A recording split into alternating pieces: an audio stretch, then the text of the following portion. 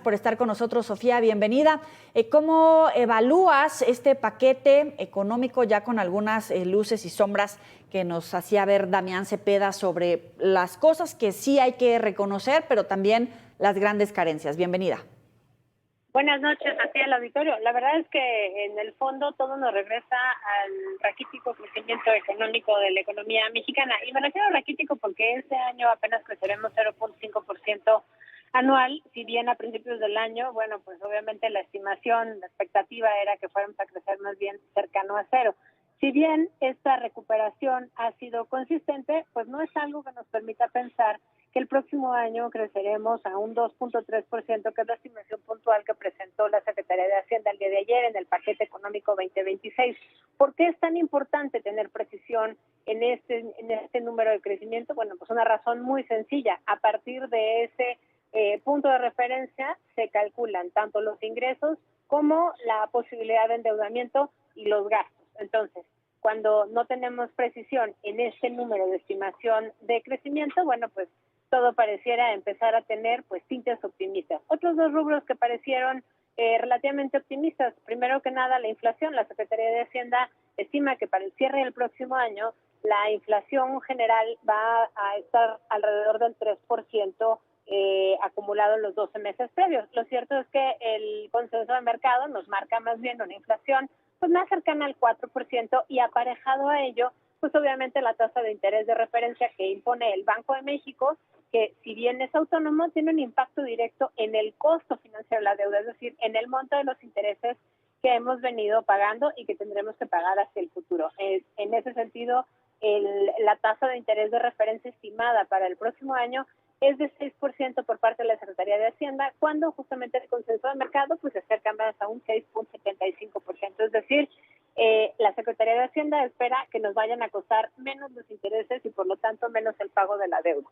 Dicho todo esto, bueno, pues me parece que hay que voltear a ver de qué estamos hablando cuando hablamos de ingreso y de gasto. Cuando hablamos de ingreso, pues estamos viendo como ya tradicionalmente se hace la estimación y es el registro de lo que hemos gastado en 2025, 7 de cada 10 pesos del gobierno federal son ingresos de los impuestos, es decir, ingresos presupuestarios.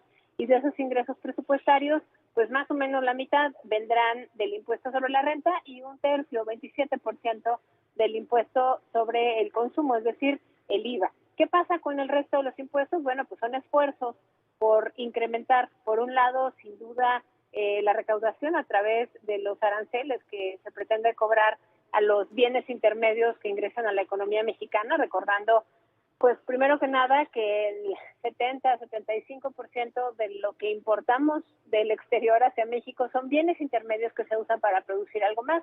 De esa cuenta, pues obviamente los principales afectados serán la industria manufacturera, que también es uno de los grandes sectores empleadores de nuestra economía. Entonces, pues ese primer análisis respecto a los ingresos, y si quieres, ahorita platicamos de los gastos.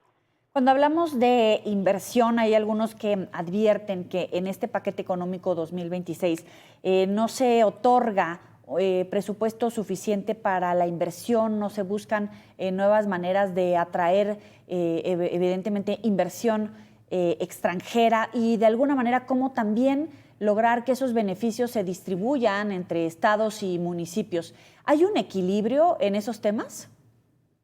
A ver, me parece que estás tocando un punto muy importante que tiene que ver justamente con la consolidación de la economía mexicana como parte de las cadenas de suministro de América del Norte. Y esto es importante porque eso es lo que conocemos como nearshoring. Y es la primera vez en los dos paquetes que ha presentado la administración Sheinbaum donde ya se habla directamente, pues no solamente de los beneficios de la integración regional, del TEMEC, del acceso al mercado norteamericano, sino también de los riesgos. Y obviamente el hecho de necesitar inversión, por supuesto física, financiera y demás, al momento de identificar el destino de gasto, estamos hablando que es 3.2% del PIB, 1.25 billones de pesos, y esto pues no pareciera ser un número menor. Sin embargo, lo que hemos visto en este ejercicio fiscal 2025 es que ha sido uno de los rubros más afectados en términos de sus ejercicios y recortes en este esfuerzo de consolidación fiscal, sin duda, pero con una afectación directa a rubros como drenaje, agua,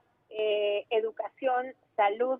Y bueno, pues por supuesto todo lo que tiene que ver con energía, electricidad, hidrocarburos. Así El único es. rubro donde hemos visto que ha aumentado la inversión en el sector público, y con esto concluyo la idea, es justamente el de comunicaciones y transportes, lo cual es consistente con el paquete que se nos presenta con estos proyectos prioritarios en materia de infraestructura vinculados a los trenes. Yo no sé si esa sea necesariamente la mejor forma de invertir, pero por lo pronto se nota la intención del gobierno de este segundo paquete económico de Claudia Sheinbaum para invertir en infraestructura física. Insisto, el problema está en los detalles y en el ejercicio del gasto una vez que se aprueba el presupuesto.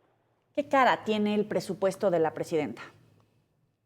Tiene una cara de posiblemente mucho mayor realismo en términos de los supuestos macroeconómicos, que ya comentaba yo lo importantes que son para poder tener unos cálculos adecuados sobre el ingreso que ingresaremos y nuestra capacidad de gasto y de endeudamiento. Me parece que al ser más realistas también son bastante más honestos que los que habíamos visto en la administración anterior. Sin embargo, pareciera que estamos esperando que ocurran pues cosas buenas, crecimiento más dinámico de lo que realmente hemos observado y sobre todo lo que se observa a partir del análisis de los economistas del sistema financiero. Entonces, yo te diría, hay prioridades de gasto que sí se pueden vislumbrar, que son educación. Sin duda, es la primera vez que se destina un 3.2%, en muchos años, 3.2% del PIB al rubro de educación. También podemos ver una importante presión de gasto por parte de las pensiones, contributivas y no contributivas. Esto es importante porque ya se acerca, ya supera el 6% del PIB, y si a eso le sumamos las presiones por el pago de impuestos de la deuda previamente adquirida, pues ya estamos hablando que se compromete por lo menos 10 puntos del PIB, recordando que además la recaudación a partir de los impuestos, pues sí son 7 de cada 10 pesos, pero equivale a 15% del PIB, es la cifra estimada para la recaudación de este año, sin duda la más alta también en muchísimo tiempo respecto a la capacidad de recaudación, pero esto una vez más solo puede darse en un contexto de crecimiento que está sujeto a muchísima incertidumbre externa e interna. Sin duda, la externa pues vinculada al comercio internacional, a las políticas arancelarias de Donald Trump, pero también la interna vinculada pues a este nuevo Poder Judicial que entró apenas hace 9 días en funciones, y bueno, pues el tiempo que nos tome entender cuál va a ser esa lógica, sumado pues a las reformas que vengan, por ejemplo, en términos político-electorales, que esperemos pues no sumen en este momento a la incertidumbre. Claro. Sofía Ramírez, muchísimas gracias por estos minutos para el auditorio de Mega Noticias. Muy buena noche. Fuerte abrazo, hasta luego. Igual. En otras cosas, un juez